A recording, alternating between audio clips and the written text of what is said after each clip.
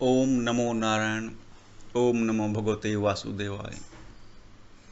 गीता के 16वें अध्याय में भगवान श्री कृष्ण अर्जुन को उपदेश देते हैं। संसार में दो प्रकार के मनुष्य होते हैं, एक अच्छे और एक बुरे। दो ही व्यक्तित्व उत्पन्न होते हैं, एक अच्छा एक बुरा। इसी प्रसंग में वो उसको आगे कथा सुनाते हैं।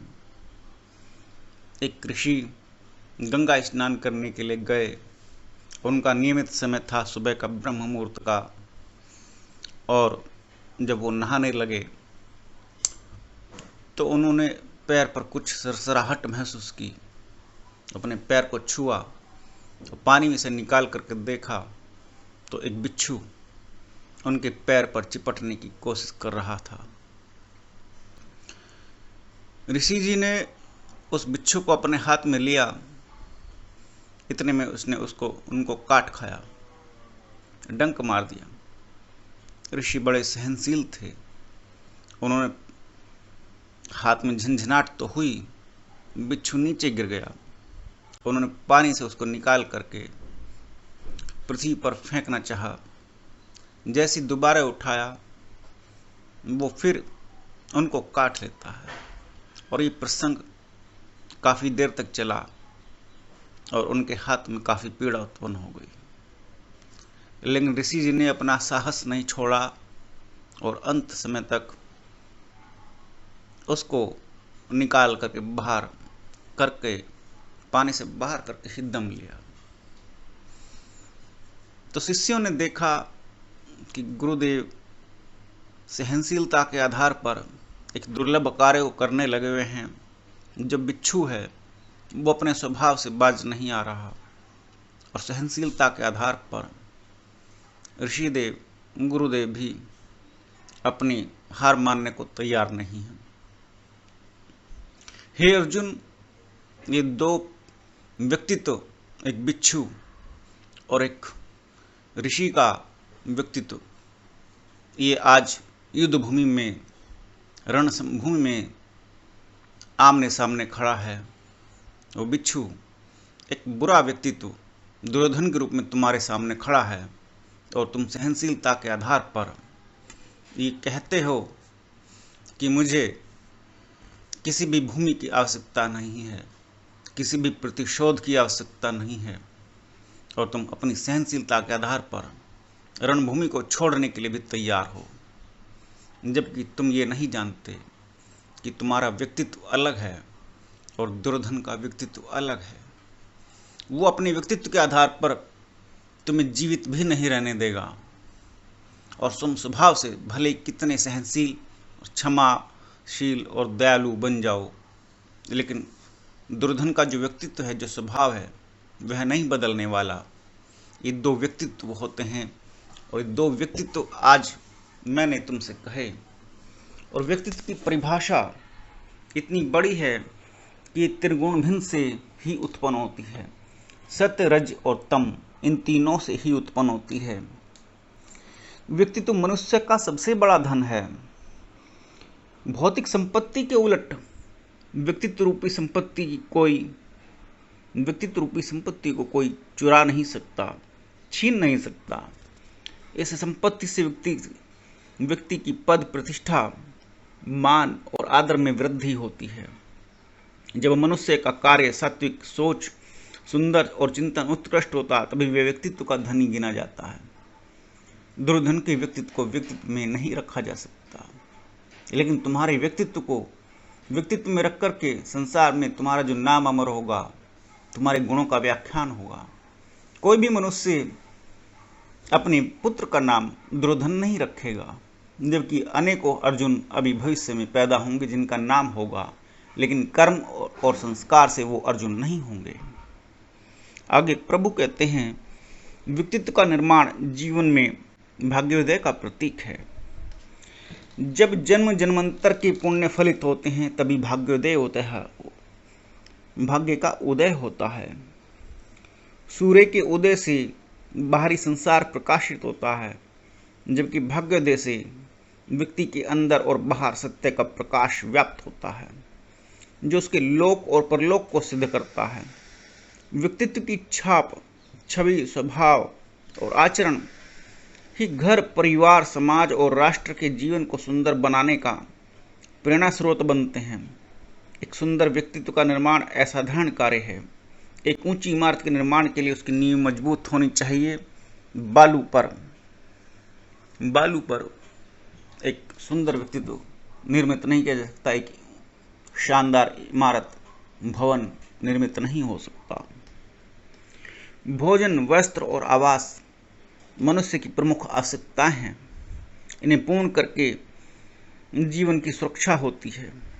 जीवन तब सार्थक होता है जब व्यक्ति अपने सोच और चिंतन को सिविल और मैकेनिकल अभियंता की तरह से, अर्थात एक इंजीनियर की तरह से उसको विकसित करता है।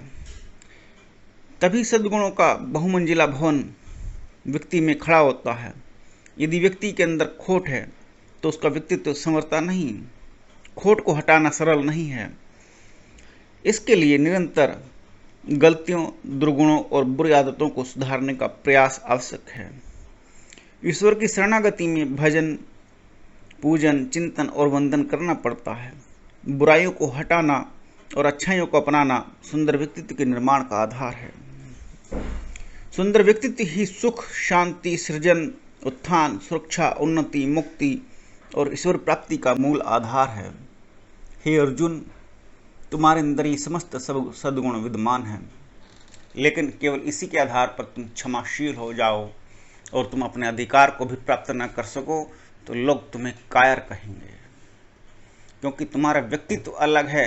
लेकिन उस व्यक्तित्व के अलावा जो तुम्हारा धर्म है, जो तुम्हारा कर्तव्य है, तुम क्षत्रिय धर्म से जुड़े हो और तुम्हें एक स्त्री के प्रतिशोध का भी बदला लेना है।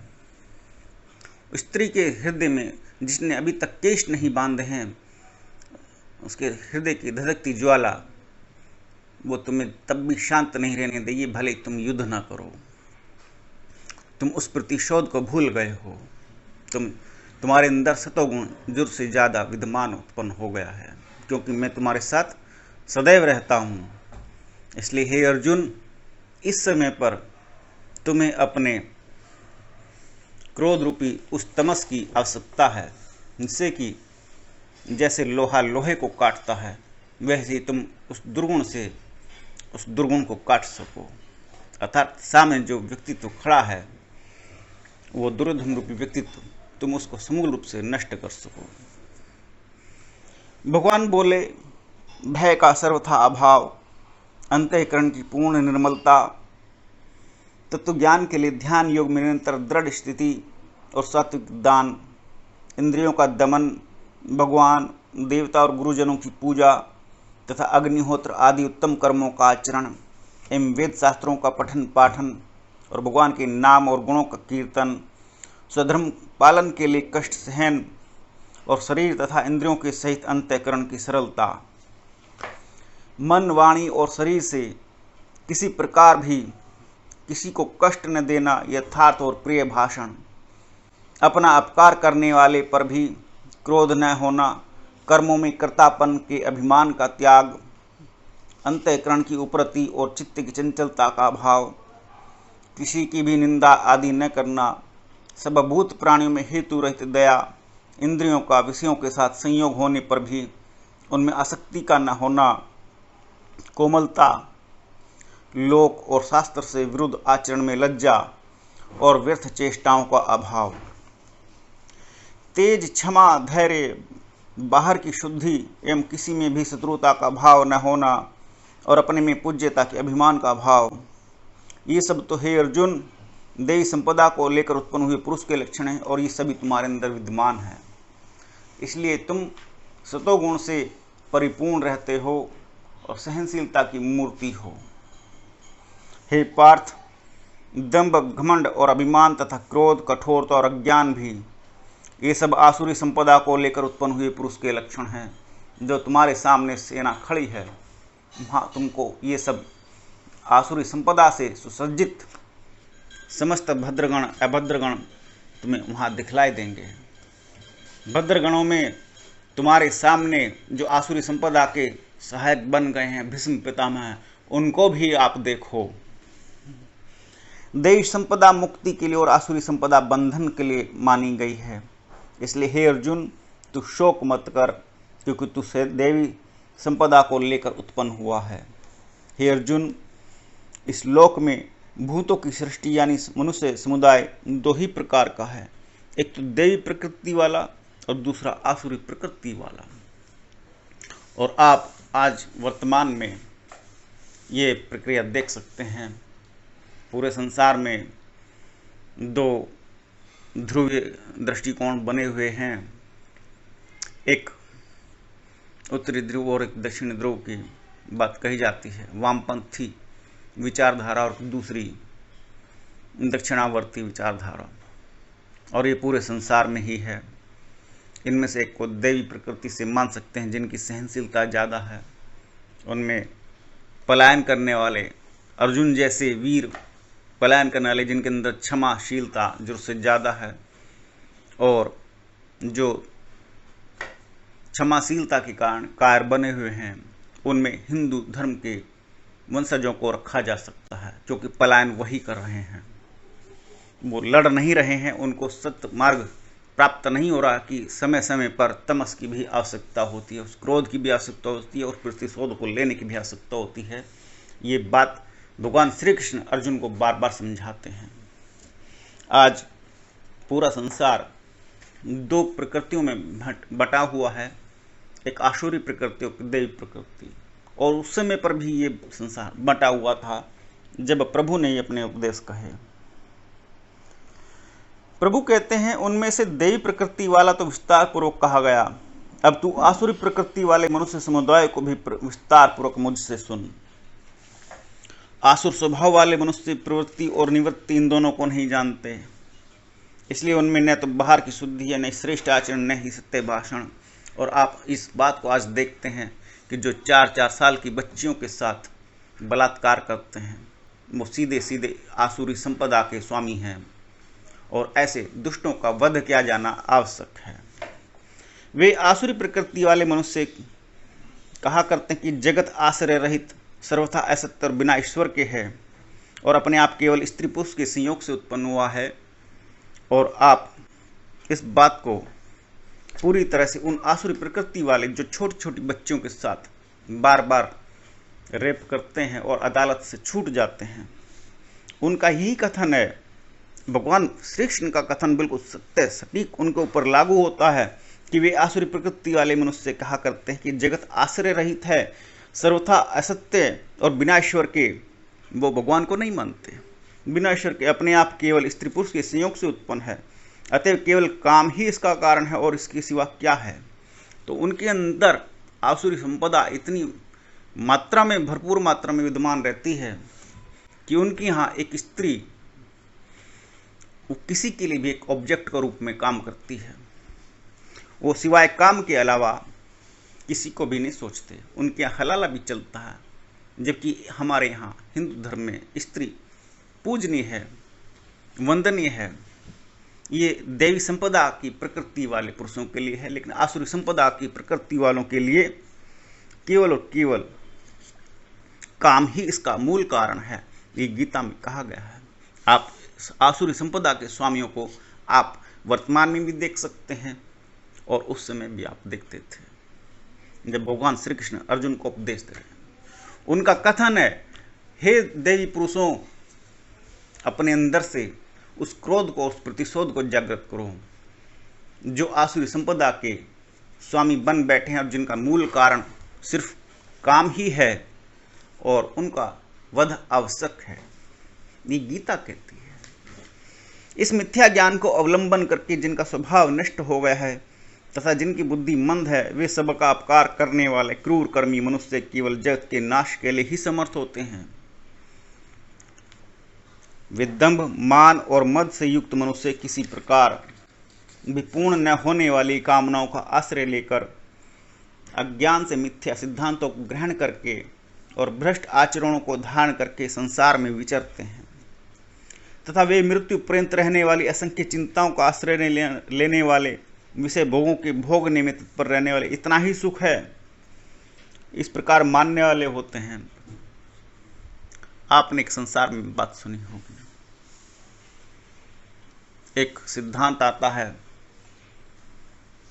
और वो सिद्धांत ये कहता है, बहुत लोगों को आपने कहते सुना होगा, शरीर भी अपना नहीं है, भोजन भी अपना नहीं है, जो खा लो पी लो ऐश कर लो बस वही अपना है। और आज संसार इसी बात पर चल रहा है और आप भोग की इतनी अधिकता देखते हैं कि मनुष्य क्यों उत्पन्न हुआ है, इस मूल तत्व को जानने से पहले ही अल्पायु में संसार छोड़ करके जा रहा है, क्योंकि भोग की जरूरत से ज़्यादा अधिकता हो गई है।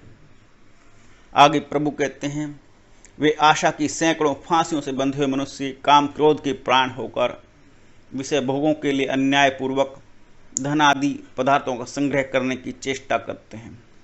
वे सोचा करते कि मैंने आज यह प्राप्त कर लिया है और अब इस मनोरथ को प्राप्त कर लूँगा, मेरे पास इतना धन है तो फिर यह भी हो जाएगा। बड़ी भ्रांति होती है जब धन अधिक मात्रा में उत्पन्न होता है। जब धन अधिक मात्रा में उत्पन्न होता है तो बड़ी भ्रांति उत्पन्न होती है, और वही भ्रांति सबसे पहले ये होती है, उसको लगता है कि संसार मेरे हिसाब से चलेगा या मेरे हिसाब से चलता है।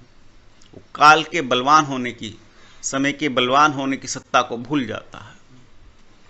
और इसी क्रम में मेरे पास एक सज्जन आए, उन्होंने कहा सुप्रीम कोर्ट में केस है और ये बताइए मैं ये केस कब जीतूंगा। मुझे उनका प्रश्न ही अटपटा लगा।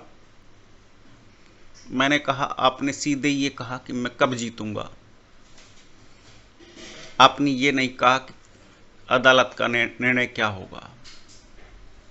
उन्होंने कहा सारे जज बिके हुए होते हैं और वो जज जब मुझसे रिश्वत लेगा तो मेरे हक में फैसला देगा, और उनकी कुंडली के आधार पर मुझे कहीं दिखलाई नहीं दिया कि फैसला उनके हक में आता होगा। तो उन्होंने कहा आपको अनुमान नहीं है, आपको अनुमान नहीं है मेरी हैसियत का कि फैसला कितने करोड़ का है। 50-60 करोड़ का फैसला होना, इतनी संपत्ति आनी है तो निश्चित रूप से मेरे ही हक में आएगा।